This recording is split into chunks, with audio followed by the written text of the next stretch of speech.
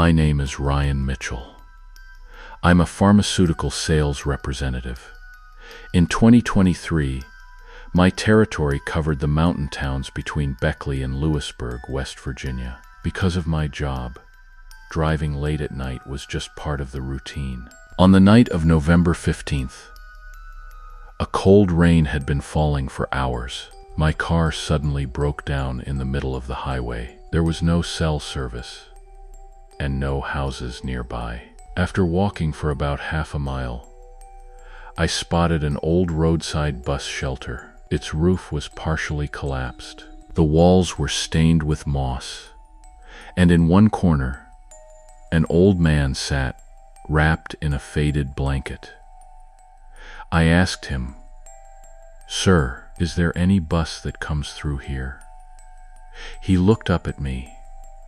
There was something deeply unsettling in his eyes. "What time is it?" I checked my phone. 12:41 a.m. He immediately stood up and said, "If you want to stay alive, turn your back to the road." I let out a nervous laugh. "Why?" He didn't answer. Instead, he quietly said, "If you hear a bus horn behind you, don't turn around." The rain grew even heavier. I figured the old man wasn't in his right mind. Then, somewhere in the distance, a long, haunting blast echoed through the mountains, like the air horn of an old bus. There were no headlights on the road, but the sound kept getting closer. The old man covered both of his ears. His lips trembled as he whispered the same words over and over. "Don't look. Don't look." I ignored him. Slowly, I turned around. And in that instant, it felt as if every drop of blood in my body had frozen. Cutting through the thick mountain fog, an old red bus slowly emerged from the darkness. The sound of its engine wasn't normal. It didn't rumble like a machine. It sounded like the slow, labored breathing of an old man struggling to stay alive. Its headlights weren't the usual warm yellow. They glowed with a sickly pale white light. There was no license plate on the front, and above the driver's seat, where the route number should have been, there was nothing but a blank black sign. The bus rolled to a stop right in front of me.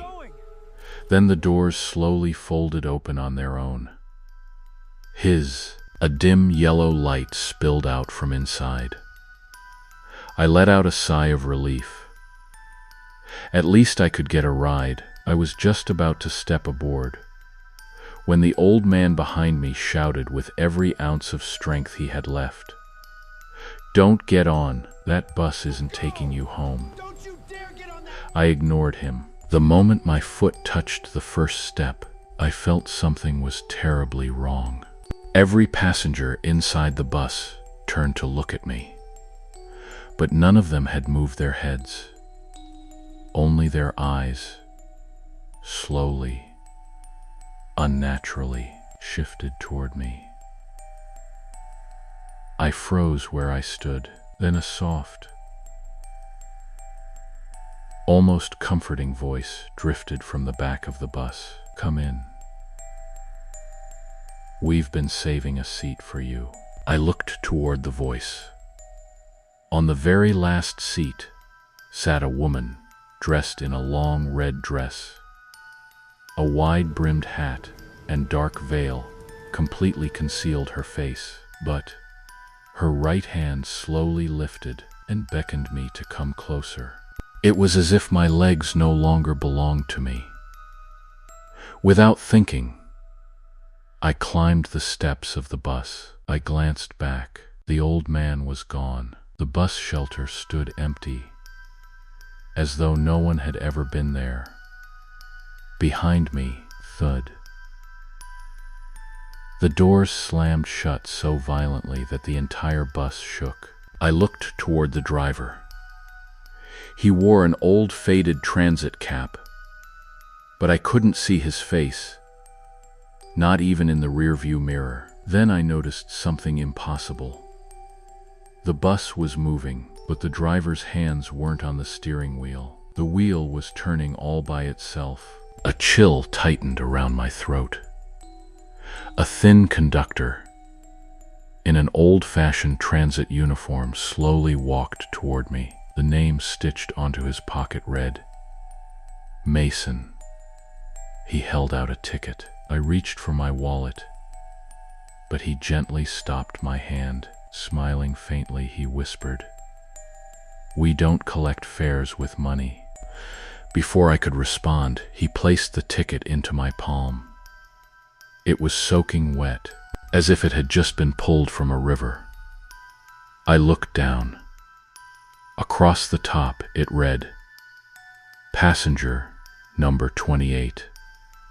And beneath it, "Return trip not available." A wave of cold swept through my body. The bus was full. Every seat was occupied. Yet, no one blinked. No one spoke. No one even moved. The only sounds were the engine and the rain pounding against the windows. Only one seat remained empty, the very last one, right beside the woman in the red dress. I tried sitting somewhere else, but every time I approached another seat, the passenger sitting there would slowly turn their head toward me. Their faces weren't human anymore. One man's face had been burned away. Another had nothing but empty black holes where his eyes should have been. A woman's neck was twisted backward at an impossible angle. But the most terrifying part wasn't that they were staring at me. It was that they weren't looking at me. They were waiting for me. With nowhere else to go, I walked to the last seat and sat beside the woman. She remained perfectly still. Her dark veil hung all the way to her lap. Old glass bracelets circled her wrist. Then, tick, one bracelet cracked. Tick, another shattered. Tick. With every bracelet that broke, another crack spread across the face of one of the passengers. My voice barely escaped. "Who are you?" Silence. Then, from beneath the veil came a whisper. "I'm not the last passenger. I'm the final destination." My breath caught in my chest. At that exact moment, every light inside the bus went out. Darkness swallowed everything. Yet I could feel every passenger leaning toward me. Then the lights flashed back on. Outside, the road was gone. Beyond the windows stretched nothing but a dense forest. Towering trees blocked out the sky. I grabbed my phone. No signal. GPS unavailable. The clock still read 12:41 a.m. Time hadn't moved. Not even a single minute. I looked toward the metal destination sign above the windshield. Moments earlier it had been blank. Now, white letters slowly appeared, one by one, as though written in fresh blood. Panicking, I turned to the conductor. "Where are we?" For the first time, he looked directly into my eyes. Then he smiled. "The place where no one ever remembers their own name." He pulled the stop cord. Ding! At that exact moment, the woman in red slowly lifted her veil. Every instinct screamed at me to look away, but I couldn't. It was as if something unseen was forcing my eyes to stay fixed on her. The veil fell away. I screamed. She had no face. Where her face should have been, there was only a mass of long black hair. Then, Dozens of tiny crimson eyes opened inside the hair, all of them staring directly at me. A long black tongue slowly slipped out from the darkness. It touched the ticket in my hand. The words changed. Passenger number 28. Accepted. Instantly, every passenger rose to their feet. Without moving their lips, they all spoke in exactly the same voice. Another one has joined us. I lunged toward the door. It was gone. Where the exit had been, there was only solid steel. I slammed my shoulder against the windows. Nothing. I kicked the glass with everything I had. It didn't even crack. Then, for the first time, the driver spoke. His voice sounded like dozens of people speaking at once. "Sit down, we're almost there." "What do you want from me?" I shouted. Silence. Then the woman laughed. It wasn't human. It sounded like hundreds of women crying all at once. She whispered, "Every new moon, I need one new face, so I can release the others." As she spoke, every passenger's face began to melt. Skin peeled away, and beneath every face was hers. The entire bus was filled with the same witch. Without warning, the bus came to a stop. The conductor rang the bell once more. Blackwood Hollow. The doors opened. I stepped outside. There was no road, only a dark forest. At its center stood a massive dead oak tree. Red ribbons hung from every branch. Beneath them, human skulls swayed in the wind. Some looked decades old. Others looked terrifyingly fresh. The witch stepped off the bus. Her veil covered her face once again. She walked to the tree, looked at one empty branch, then turned toward me. Softly, she said, "I've been saving this place just for you." Then I heard the old man's voice behind me. "Ryan, don't look down." I turned.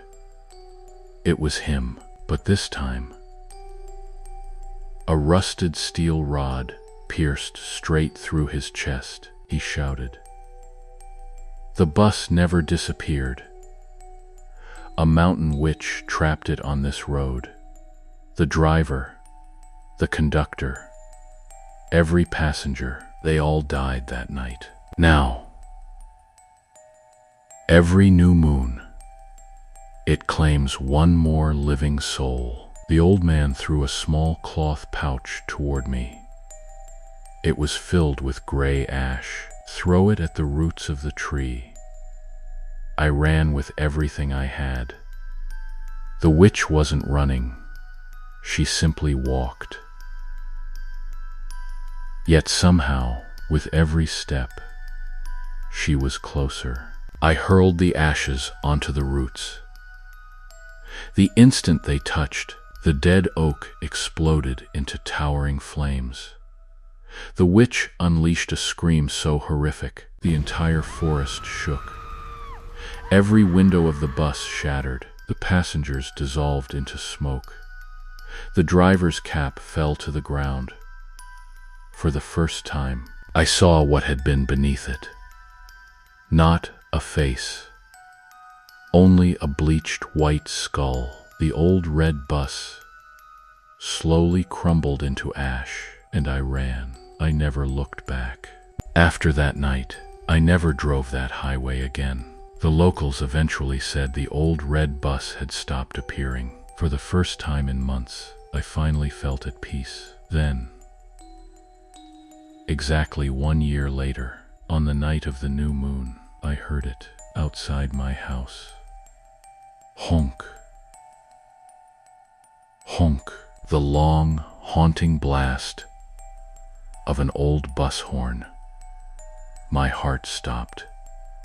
Slowly, I pulled back the curtain and looked through the window.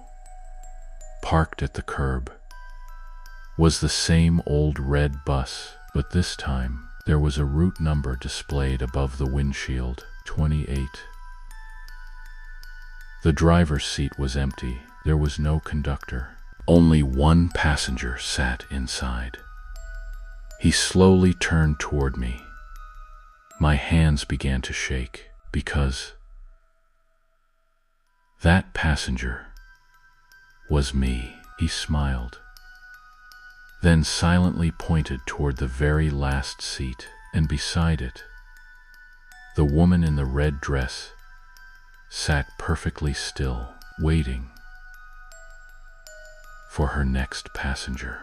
After that night, I made myself one promise. If I ever hear an old bus horn after midnight, I'll never look out the window again. Because some roads don't lead you home. They lead somewhere no one ever returns from.